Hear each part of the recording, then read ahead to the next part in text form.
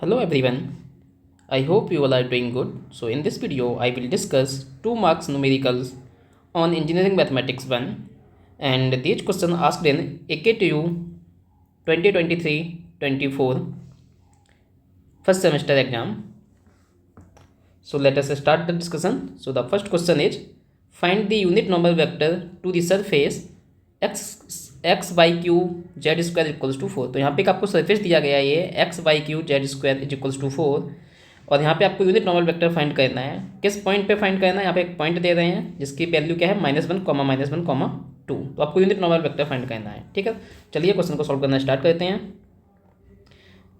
तो सबसे पहले आपको पता होना चाहिए नॉर्मल वेक्टर हम फाइंड कैसे करते हैं किसी भी सरफेस पे। ठीक है, तो यहाँ पे एक आपको एक फंक्शन दिया गया है, सरफेस दिया गया है। ठीक है, इसको हम एक क्वेश्चन के फॉर्म में कन्वर्ट कर लेते हैं। तो यहाँ पे हम इसको क्या करेंगे, जो -4 है इसको लेफ्ट हैंड साइड ले आएंगे। तो यहाँ से आपकी जो इक्वेशन बन जाएगी क्या, x y Q Z square -4 is equals to 0। So this surface now represented by this equation. ठीक है, अब इसको हम एक वेरिएबल के फॉर्म में रिप्रेजेंट कर देते हैं कि फाई इक्वल्स टू, ये आपको सरफेस दिया गया है phi equals to the given surface, this is the given surface. Okay, this is the given surface. बस थोड़ा सा हमने इस क्वेश्चन में चेंज कर लिया है इसको। तो this is the given surface. अब यहाँ पे आपको क्या करना होता है, नॉर्मल वेक्टर जो होता है वो क्या होता है, ग्रेडियंट ऑफ फाई होता है। कोई भी आपको सरफेस दिया गया है उसका जब ग्रेडियंट फाइंड करते हैं तो उसको हम क्या बोलते हैं, नॉर्मल वेक्टर होता है। जो भी सरफेस है उस पर जो ग्रेडियंट ऑफ फाई की डायरेक्शन होती है वो सरफेस पे नॉर्मल होता है।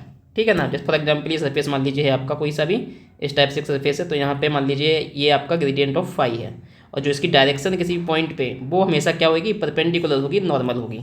ठीक है ना, तो इसको हम बोलते हैं ग्रेडियंट ऑफ फाई की। ग्रेडियंट ऑफ फाई की जो डायरेक्शन होती है वो सरफेस से परपेंडिकुलर डायरेक्शन में होती है, नॉर्मल डायरेक्शन में होती है। तो नॉर्मल वेक्टर क्या होगा, ग्रेडियंट ऑफ फाई होगा किसी भी गिवन सरफेस पे। तो यहाँ पे फाई इक्वल्स टू आ गया है x by Q Z square -4। अब यहाँ से हम फाइंड करेंगे ग्रेडियंट ऑफ फाई।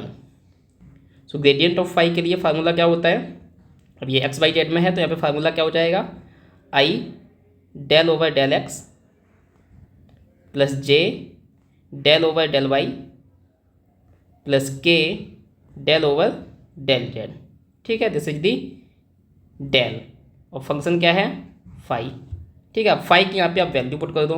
क्या है फाई की वैल्यू, फाई की वैल्यू हमने ये लिख रखी है x by Q Z square -4। ठीक है, तो यहाँ पे फाई की वैल्यू क्या है, एक्स बाई जेड के टर्म्स में x by Q Z square -4। Right, अब यहाँ पे इसका डेरिवेटिव फाइंड कर लेंगे तीनों ही टर्म के लिए, आई के लिए, जे के लिए और के लिए। ठीक है, तो यहाँ पे क्या हो जाएगा, i times del over del x करना है। फंक्शन क्या है, ये वाला है, यानी कि इसको लिख सकते हैं i del phi over del x और फाई की वैल्यू है तो कितना हो जाएगा, यहाँ पे एक्स के रिस्पेक्ट में इसका डेरिवेटिव लेना है। वाई जेड आपके ऐसे कॉन्स्टेंट हीट होंगे और 4 तो आपको ऑलरेडी कॉन्स्टेंट है। तो एक्स के रिस्पेक्ट में जब इस फंक्शन को आप फाइंड करोगे डेरिवेटिव तो वाई और जेड कांस्टेंट हो जाएंगे। तो यहाँ से कितना बचेगा, एक्स का डेरिवेटिव क्या होगा, एक्स का डेरिवेटिव 1 होगा। तो सिंपली आपका बचेगा वाई क्यू जेड स्क्वायर और ये -4 का 0 हो जाएगा, तो वो मैंने यहाँ पे नहीं लिख रहा हूँ, प्लस जे। अब यहाँ पे वाई के रिस्पेक्ट में डिफ्रेंशिएट करना है डेल ओवर डेल वाई, तो यानी कि वाई आपका वेरिएबल रहेगा, एक्स और जेड आपके कांस्टेंट हो जाएंगे। तो यहाँ पे क्या जाएगा, वाई क्यू का डेरिवेटिव कितना होता है, 3y²। ठीक है, तो इसको मैं ऐसे लिख देता हूँ, यहाँ पे x as it is constant रहेगा यहाँ पे वाई के रिस्पेक्ट में, वाई क्यू का डेरिवेटिव हो जाएगा 3y² और z square as a constant heat होगा और 4 का डेरिवेटिव हो जाएगा 0, तो उसको हम नहीं लिख रहे हैं, plus k del over del Z, यानी कि अब इसको जेड के रिस्पेक्ट में डिफ्रेंशिएट करना है। तो एक्स वाई आपके कॉन्स्टेंट की तरह हीट होंगे, तो एक्स वाई क्यू और जेड स्क्वायर का डेरिवेटिव कितना हो जाएगा 2z और ये -4 का डेरिवेटिव कितना हो जाएगा 0, तो उसको मैं नहीं लिख रहा हूँ यहाँ पे। सही है, तो डेरिवेटिव फाइंड करने के बाद आपका ये आ गया है, पार्शियल डेरिवेटिव्स हैं ये। अब यहाँ पे हम ज़रा इसको सिंप्लीफाई करके लिख लेते हैं। तो यहाँ से क्या आ जाएगा आपका, आई के साथ आपका गया y Q Z square plus j यहाँ पे 3 times x y square z square हो जाएगा and plus k times 2x y Q z हो जाएगा ये आपका। ओके, अब यहाँ पे हमने ग्रेडियंट ऑफ फाई फाइंड कर लिया है। यही आपका क्या होगा, नॉर्मल वेक्टर होगा to the given surface, this surface पे। ठीक है ना, अब हमको क्या करना है, किस पॉइंट पे निकालना है, हमको इस पॉइंट पे निकालना है। तो पहले हम क्या करेंगे, ग्रेडियंट ऑफ फाई किस पॉइंट पे वैल्यू निकाल लेंगे, ठीक है ना। तो हम क्या करेंगे, अब gradient of phi at this given point, कितना पॉइंट है, -1, -1, 2। इसका मतलब क्या है, एक्स की वैल्यू कितनी है, -1, वाई की वैल्यू कितनी रखोगे, -1, और जेड की वैल्यू कितनी रखोगे, 2। तो ये सारी वैल्यू यहाँ पुट कर दूँ वाली इक्वेशन में, तो ये क्या हो जाएगा, वाई। अब देखो यहाँ वाई की वैल्यू कितनी है, -1 है, तो -1 का क्यूब कितना होता है, -1 होता है। जेड यहाँ पे कितना है, 2, तो 2 का स्क्वायर कितना हो जाएगा, 4 हो जाएगा ये, प्लस जे टाइम्स 3, एक्स कितना है, -1, वाई कितना है, -1, स्क्वायर करेंगे तो कितना हो जाएगा, 1 हो जाएगा, ठीक है। देन जेड कितना है, 2, स्क्वायर करोगे तो कितना हो जाएगा, 4, प्लस के 2, एक्स कितना है, -1, वाई कितना है, -1, उसका क्यूब करोगे तो कितना हो जाएगा, -1 हो जाएगा, और जेड कितना है, 2, तो 2 एच लिख दो, सही है। अब जरा इसको सॉल्व कर लो, तो ये कितना हो जाएगा, -4i, और यहाँ से ये कितना हो जाएगा, दिस इज 4 × 3 12, और ये माइनस, तो -12j। देन यहाँ पे ये कितना हो जाएगा, ये -1 प्लस हो जाएगा, और 2 और × 2 कितना हो जाएगा, 4 हो जाएगा, तो ये हो जाएगा 4k। तो हमने क्या फाइंड कर लिया, ग्रेडियंट ऑफ फाई किस पॉइंट पे, -1, 2 पे फाइंड कर दिया है, ठीक है। ये तो हमारा आ गया है normal vector to the given surface phi is equals to this. अब हमसे पूछा क्या गया है, हमसे पूछा गया है यूनिट नॉर्मल वेक्टर, यानी कि यूनिट वेक्टर फाइंड करना है परपेंडिकुलर डायरेक्शन में, नॉर्मल डायरेक्शन में, ठीक है। तो इसके लिए क्या कर दोगे, अगर आपको कोई वेक्टर ए गिवन होता है, अगर उसका कोई यूनिट नॉर्मल वेक्टर फाइंड करना है, यूनिट वेक्टर फाइंड करना है, तो क्या करते हो, मैग्नीट्यूड से डिवाइड कर देते हो, सही है। तो यहाँ पे हमने ग्रेडियंट ऑफ फाई फाइंड कर रखा है, gradient of phi at point -1, 1, 2 is equals to -4i -12j plus 4k, ठीक है। ये हमने फाइंड कर रखा है, -4i -12j प्लस 4k। अब हमको क्या फाइंड करना है, यूनिट नॉर्मल वेक्टर, ठीक है। तो therefore the unit normal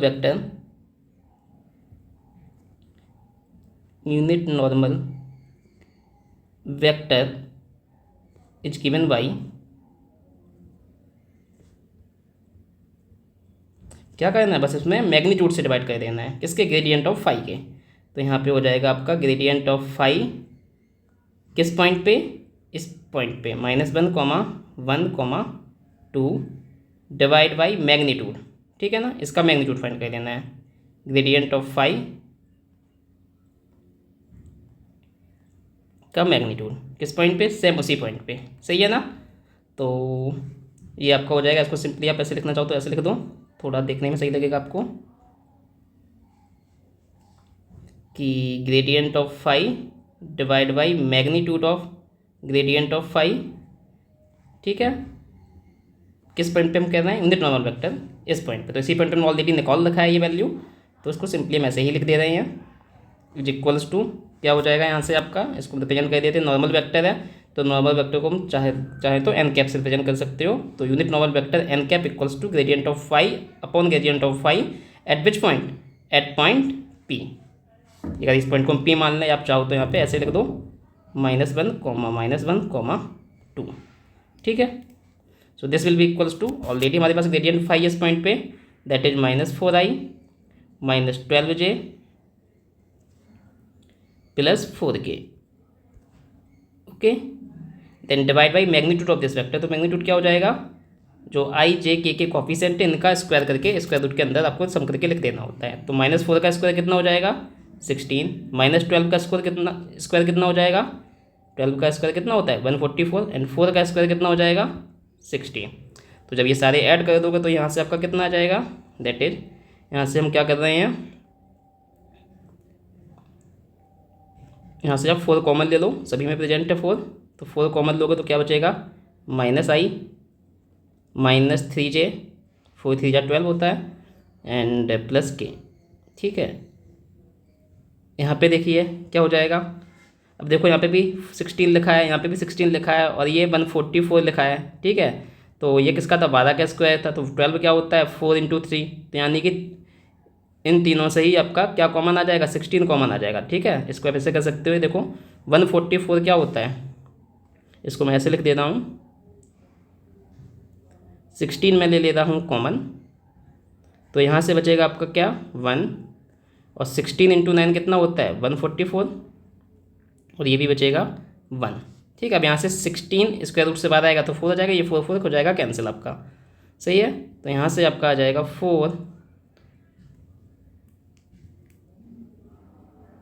i minus minus I minus 3j plus k upon 4, और ये हो जाएगा स्क्वायर रूट 9 + 1 + 1 11।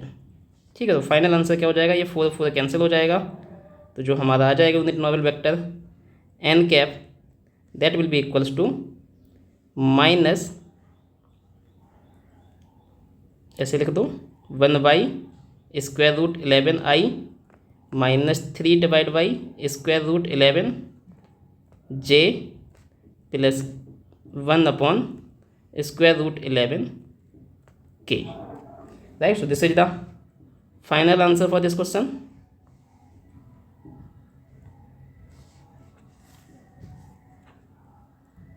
तो इस टाइप से आपको ग्रेडियंट फाइंड करना होता है जब आपको नॉर्मल वेक्टर फाइंड करना होता है। जब भी आपसे एग्जाम में पूछा जाए कि आपको नॉर्मल वेक्टर फाइंड करना है या यूनिट नॉर्मल वेक्टर फाइंड करना है, तो जो भी सरफेस दिया जाए उसकी इक्वेशन इस टाइप से आप लिख लीजिए, देन उस पर आप क्या करिएगा, देन आप यहाँ पे सिंपली उसका ग्रेडियंट फाइंड कर लीजिए। ग्रेडियंट जो होता है वो हमेशा सरफेस के नॉर्मल होता है, और जब हमको यूनिट वेक्टर चाहिए तो उसके मैग्नीट्यूड से हमको डिवाइड कर देना है। Right, so this is the complete solution for this question. Now we will move to another question.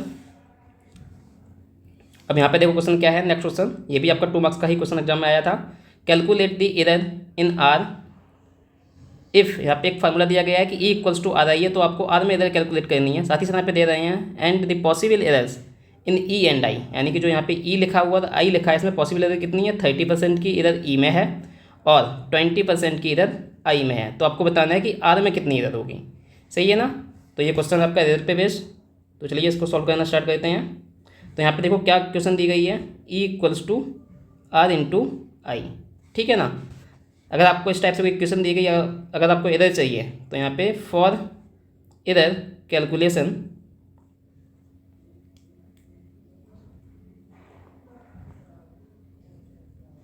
तो एरर कैलकुलेशन आप कैसे करोगे, यहाँ पे देखो फार्मूला क्या इक्वल्स टू आ रही है, तो यानी कि ई में कितना एरर है, आर में कितना एरर है, आई में कितना एरर है, तो उसको कैसे रिप्रेजेंट करते हो। यहाँ पे देखो क्वांटिटी ई है, तो यानी कि एरर की वजह से ई में कितना चेंज हुआ है, एक्चुअल वैल्यू ई से, सो this will represent by the error.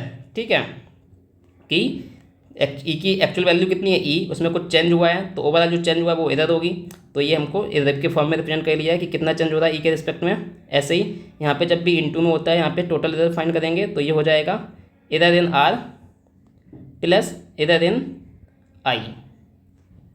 Right, जब भी इस टाइप से इक्वेशन लिखे तो आपको उसको एरर के फॉर्म में रिप्रेजेंट करना है कि ई की एक्चुअल वैल्यू क्या है, then change in error due to the error. ऐसे ही आर की एक्चुअल वैल्यू क्या है, एरर की वजह से कितना चेंज हो गया है, आई की एक्चुअल वैल्यू क्या है और उसमें एरर की वजह से कितना चेंज हो गया है। तो change in E upon actual value, change in are upon actual value plus change in I upon actual value. Right, अब यहाँ पे जो ये एरर दी गई है ये फ्रैक्शन के फॉर्म में दी गई है। अगर मान लीजिए कहीं लिखा है 10%, ठीक है, तो फ्रैक्शन के फॉर्म में इसकी वैल्यू क्या होगी, 100 से डिवाइड कर दोगे तो ये कितना आ जाएगा 0.1। ठीक है, क्वेश्चन में हमको किस में दी है ये वैल्यू, हमको परसेंटेज में दी हुई है, तो परसेंटेज में कन्वर्ट कैसे करेंगे, हम 100 से मल्टीप्लाई कर देंगे इस इक्वेशन को। ठीक है, तो परसेंटेज में करने के लिए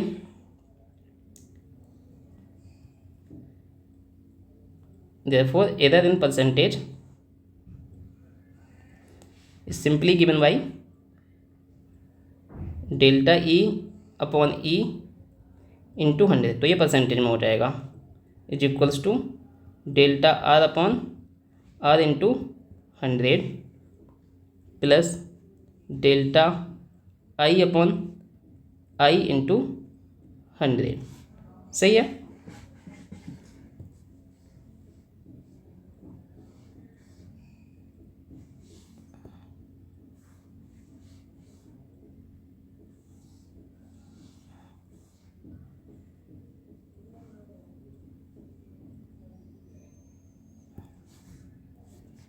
तो हमको किस में एरर फाइंड करना है, हमको आर में एरर फाइंड करना है। तो यहाँ पे आर की वैल्यू फाइंड कर लेते हैं, एरर इन आर।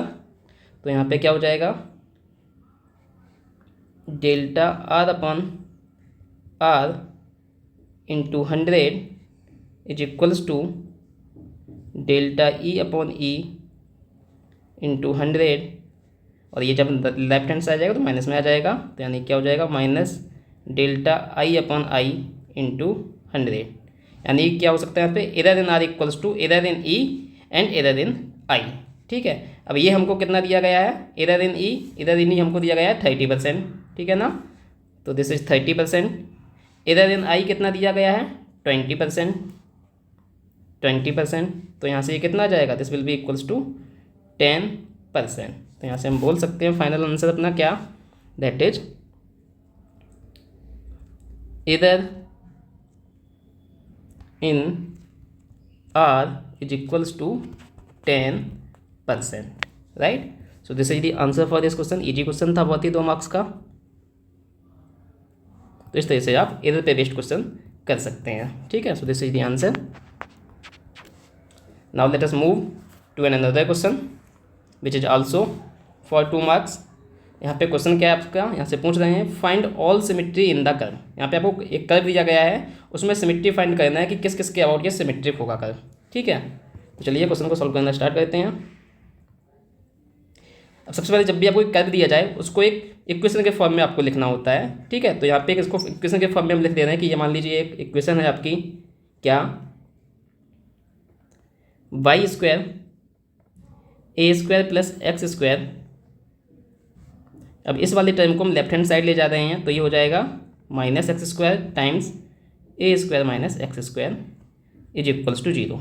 ठीक है, अब इस क्वांटिटी को हम एक फंक्शन मान ले रहे हैं। अब यहाँ पे देखो 2 वेरिएबल्स हैं, एक्स है और वाई प्रेजेंट है, सही। तो इसको हम लिख दे रहे हैं कि जो आपका कर्व है उसको हम रिप्रेजेंट कर रहे हैं f x y is equals to y square into a square plus x square minus x square a square minus x square. ठीक है, this is the given curve, this is your given curve. ठीक है, अब आपको symmetry find करना है। तो symmetry आपको देखना होता है कि एक्स एक्सिस के अबाउट सिमेट्री है या बाई एक्सिस के अबाउट सिमेट्री है या ऑरिजिन के अबाउट सिमेट्री है या by equals to x line के अबाउट सिमेट्री है। इसका मतलब क्या है यहाँ पे सिमेट्री से, जैसे मान लीजिए आपकी ये कुछ एक्सिस है, एक्स और वाई एक्सिस है। Okay, let us say this is x axis, this is y axis. तो सिमेट्री का मतलब क्या है, एक्स एक्सिस के अबाउट सिमेट्री का मतलब ये होता है कि जो ये आपकी एक्स एक्सिस है, यानी कि पॉजिटिव साइड इधर बाई की जो भी वैल्यू कर्व आ रहा है और जो इधर कर्व आ रहा है, दोनों कैसे हो आपके सेम टू सेम हो, सिमेट्रिक हो। ठीक है, तो हम बोल देंगे क्या है, ये हमारा कर्व जो है सिमेट्री है अबाउट दी एक्स एक्सिस। ऐसे अगर हम बाई एक्सिस के अबाउट देखें कि इधर जो प्लॉट आ रहा है और इस साइड जो प्लॉट आ रहा है, तो उसको हम बोलेंगे बाई एक्सिस के अबाउट सिमेट्रिक है। ठीक है ना, तो अगर हमको चेक करना हो कि एक्स के अबाउट जो प्लॉट है, ये जो कर्व है वो सिमेट्री है, तो उसके लिए हमको क्या देखना पड़ेगा। देखो यहाँ पे बाई की वैल्यू पॉजिटिव है और यहाँ पे बाई की वैल्यू नेगेटिव है। अगर हमारा बाई इक्वल्स टू पॉजिटिव के लिए और बाई इक्वल्स टू नेगेटिव के लिए कर्व सेम रह रहा है, तो वो किसके अबाउट सिमेट्रिक होगा, वो सिमेट्रिक होगा अबाउट दी एक्स एक्सिस। सही है। ऐसे अगर हम बाई एक्सिस के अबाउट सिमेट्री देखनी है, तो यहाँ पे एक्स की पॉजिटिव वैल्यू इस साइड होगी और यहाँ पे नेगेटिव वैल्यू होगी। तो हम देखेंगे कि बाई एक्सिस के अबाउट क्या एक्स की पॉजिटिव वैल्यू और एक्स की नेगेटिव वैल्यू के लिए कर्व आपका बिल्कुल सेम आ रहा है इस साइड और इस साइड, तो वो प्लॉट किसके अबाउट सिमेट्रिक होगा, बाई के अबाउट सिमेट्रिक होगा। सही है ना। तो अगर आपको बाई के अक्रॉस सिमेट्री देखनी है तो आप क्या करोगे, जो फंक्शन दिया हुआ है ये वाला, इसमें x equals to minus x रखना है और देखना है कि फंक्शन सेम आ रहा है या नहीं आ रहा है। अगर सेम आ रहा है तो सिमेट्री है अबाउट दी वाई एक्सिस। ठीक है। ऐसे ही अगर आपको एक्स के अबाउट सिमेट्री देखनी है तो क्या करोगे, जो भी फंक्शन दिया गया है ये एफ एक्स वाई, इसमें बाई इक्वल्स टू क्या पुट करोगे, माइनस वाई करोगे और फिर चेक करोगे क्या सेम फंक्शन आ रहा है एफ एक्स वाई। अगर सेम आ रहा होगा तो किसके अबाउट सिमेट्रिक होगा, that is symmetric about the x axis. सही है। और अगर आपका कर्व दोनों ही मान लीजिए एक्स के अबाउट भी सिमेट्रिक है, वाई के अबाउट भी सिमेट्रिक है, तो इसका मतलब क्या हुआ, इस एक्सिस के अबाउट भी सिमेट्रिक है और इस अबाउट के एक्सिस बाई एक्सिस के अबाउट भी सिमेट्रिक है। तो इसका मतलब हम बोल सकते हैं कि कर्व जो है ऑरिजिन के अबाउट सिमेट्रिक है। ठीक है, क्योंकि एक्स एक्सिस के अबाउट भी सिमेट्रिक है ये और बाई एक्सिस के अबाउट भी ये सिमेट्रिक है। ठीक है ना। तो ये चीज़ आपको चेक करनी है। ठीक है, तो चलिए हम चेक करते हैं क्या इस कर्व में अगर हमको एक्स एक्सिस के अबाउट सिमेट्री चेक करनी है तो क्या प्लेस करेंगे, by equals to minus y से रिप्लेस करेंगे। ठीक है ना। तो यहाँ पे हम क्या फाइंड करेंगे, f of x comma minus y. ठीक है, ये हमको क्या बताएगा, symmetry about the x axis. सही है ना। Symmetry about the x axis लिया करेंगे, बाई को हम किससे रिप्लेस करेंगे, माइनस वाई से। तो वही यहाँ पे कर रहा हूँ और हम फंक्शन की वैल्यू फाइंड करेंगे। अब वैसे तो आपको डायरेक्टली इतना कुछ करने की जरूरत है नहीं, क्योंकि यहाँ पे देखो जो आपका फंक्शन है वो स्क्वायर एक्स भी स्क्वायर के टर्म में है, वाई भी स्क्वायर के टर्म में है, ठीक है ना, एक्स भी स्क्वायर के टर्म में है और वाई भी स्क्वायर के टर्म में। इसका मतलब एक्स की जगह माइनस एक्स रखोगे तो आपको फंक्शन सेम ही मिलेगा, क्योंकि माइनस एक्स का स्क्वायर भी कितना होता है, एक्स स्क्वायर ही होता है। ऐसे माइनस वाई का स्क्वायर कितना होता है, वाई स्क्वायर ही होता है। यानी कि एक्स की जगह आप माइनस एक्स रखोगे तब भी आपको सेम फंक्शन ही मिलेगा, और वाई की जगह माइनस वाई रखोगे तब भी सेम फंक्शन ही मिलेगा, बिकॉज जो आपका फंक्शन है यहाँ पे एक्स और वाई की पावर 2 है, ठीक है। पावर 2 की वजह से माइनस एक्स और माइनस वाई रखने पे फंक्शन की वैल्यू चेंज नहीं होगी। तो यहाँ से आप डायरेक्टली बोल सकते हो कि फंक्शन एक्स के अबाउट सिमेट्रिक है, वाई एक्सिस के अबाउट सिमेट्रिक है। और अगर आपको मैथमेटिकली शो करना है तो आप इसको इस तरह से सॉल्व कर सकते हो, वो मैं आपको करके दिखा देता हूँ, ठीक है। Since the power is 2 in the given function for x and y, therefore the curve is symmetric for x axis as well as for y axis, therefore the curve is symmetric for about the origin, ठीक है। इतना भी आप लिख सकते हो, but अगर solve करके दिखाना है 2 मार्क्स का क्वेश्चन है, डायरेक्ट भी इतना करके लिख सकते थे आप, बट कोई बात नहीं, सॉल्व करके आपको बता देते हैं एक बार। क्या करना है आपको, बाई की जगह माइनस बाई पुट कर देना है। तो यहाँ पर देखो माइनस बाई करोगे तो ये क्या आ जाएगा, माइनस बाई का square a square plus x square minus x square a square minus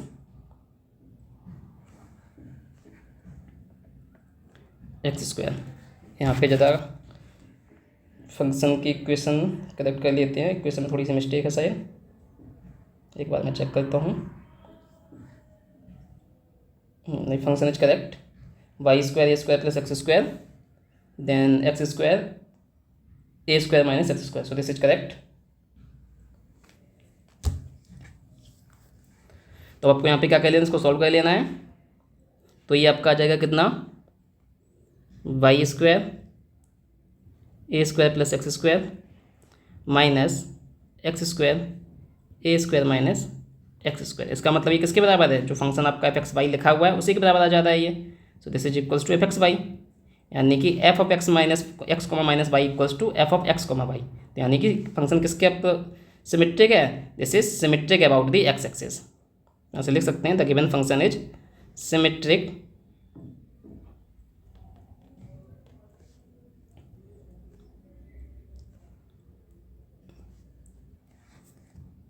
symmetric about x axis, ठीक है। ऐसे ही आप फाइंड कर सकते हो माइनस एक्स कॉमा वाई, ठीक है। तो अब यहाँ भी देख सकते हो स्क्वायर पावर है तो this is also equals to किसके बराबर हो जाएगा, f of x comma y के इक्वल्स हो जाएगा, ठीक है ना, क्योंकि स्क्वायर करोगे तो माइनस टर्म तो खत्म हो जाएगा। तो यहाँ से हम बोल सकते हैं किसके अबाउट सिमेट्रिक होगा, सिमेट्रिक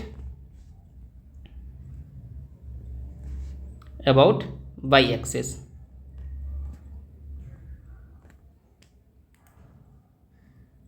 ठीक है। अब यहाँ से आप एक चीज़ देख सकते हो, क्या f of minus x comma minus y रखोगे तो ये भी आपको यहाँ से क्लियरली दिख रहा है क्या, क्योंकि इस पावर 2 है तो ऑलरेडी हम माइनस वाई कर रखे थे सेम फंक्शन मिला था, और माइनस एक्स करते हैं तब भी सेम फंक्शन मिला है, तो दोनों की ही वैल्यू यहाँ पे रखोगे माइनस वाई, तो माइनस वाई का स्क्वायर क्या आएगा आपका, वाई स्क्वायर ही आ जाएगा।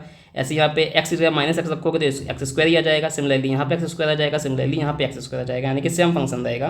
तो यहाँ पे ये हो सकता है f of minus x comma minus y equals to f of x y. इसका मतलब क्या है, ऑरिजिन के अबाउट सिमेट्रिक है, ठीक है। तो अगर आपका वाई के अबाउट सिमेट्रिक आ जा रहा है, एक्स के अबाउट भी सिमेट्रिक आ जाए, तो बाई डिफॉल्ट ये ऑरिजिन के सिमेट्रिक तो होगा ही होगा, ठीक है ना। तो सिमेट्रिक अबाउट ऑरिजिन, तो फाइनल आंसर यहाँ पे क्या निकल रहा है, जो कर्व है आपका, this curve is symmetric about the origin, this curve is symmetric about the origin, this is the final answer, the given curve is symmetric about the origin, so this is the answer.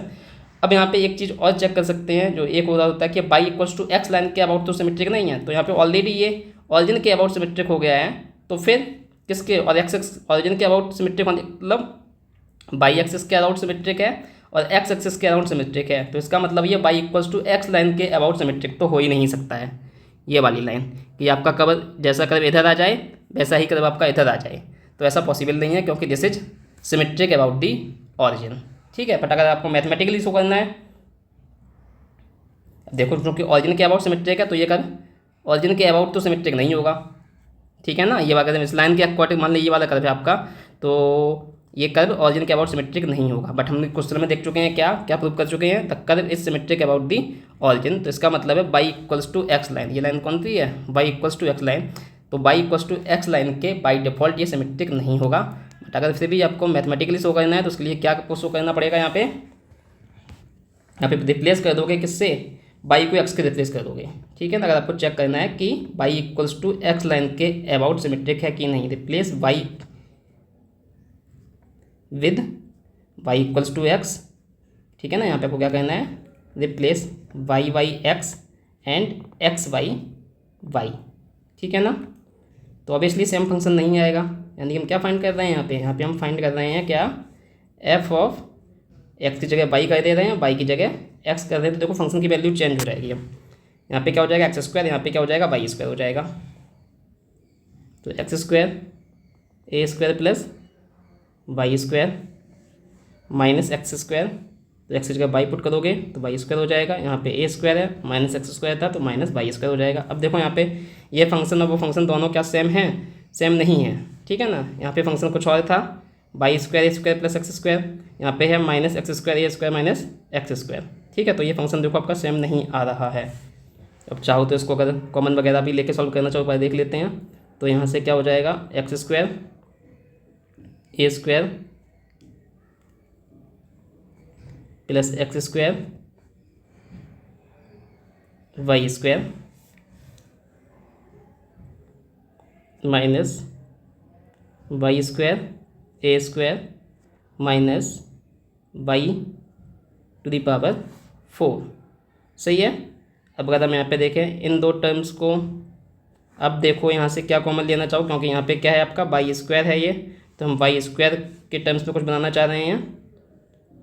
तो अगर इन दोनों terms से हम लेंगे तो आपकी देखो same चीज़ आ जाएगी, वाई स्क्वायर हम कॉमन ले रहे हैं, तो यहाँ पे क्या बचेगा, एक्स स्क्वायर बचेगा यहाँ से, और यहाँ से माइनस वाई स्क्वायर बचेगा, ठीक है। तब भी देखो हमारा सेम फंक्शन नहीं आएगा, ठीक है। ऐसे इन दो टर्म्स से हम अगर ए स्क्वायर कॉमन ले लेंगे तब भी बात देखो सेम नहीं आ रहा है, प्लस ए स्क्वायर, तो यहाँ से बचेगा एक्स स्क्वायर, यहाँ से बचेगा माइनस वाई स्क्वायर, सही है ना। तो यहाँ से आप देख सकते हो कि फंक्शन को किसी भी तरह से आप सॉल्व कर लो, ये सेम फंक्शन आपको नहीं देगा, सही है। तो यानी कि this function does not equals to f of x comma y, ठीक है। सिंपली यहाँ से भी लिख सकते हो, this function does not equals to f of x comma y. बस ये मैंने आपको समझाने के लिए आगे नीचे करके बता दिया है, आप यहीं पे डायरेक्टली लिख सकते हो, ठीक है ना। तो यहाँ से हम बोल सकते हैं given curve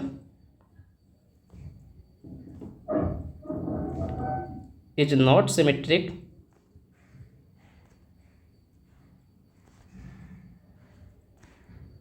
about y equals to x line, सही है ना। बट मेन आंसर जो यहाँ पे आपका आ रहा है, फाइनल आंसर वो क्या है, आपको 2 मार्क्स का क्वेश्चन, 2 मार्क्स में बस आपको इतना ही लिख दो, बहुत है, ठीक है ना। कि कर्व देख लो आप, सिंपली यहाँ पे 2 की पावर है, तो यहाँ पे y of x comma minus y and y of minus x comma y will give you the same function f of x y, therefore f of minus x comma minus y is equals to f of x y. यहाँ से हम कह सकते हैं the curve is symmetric about the y axis, curve is symmetric about the y axis, therefore we can say that the curve is symmetric about the origin. So the final answer is the given curve is symmetric about the origin. So this is the answer and this is the complete solution for this question. Hope you enjoyed this video. Also like the video and share this video with your friends. And if you have not subscribed to my channel, then subscribe the channel. Thank you.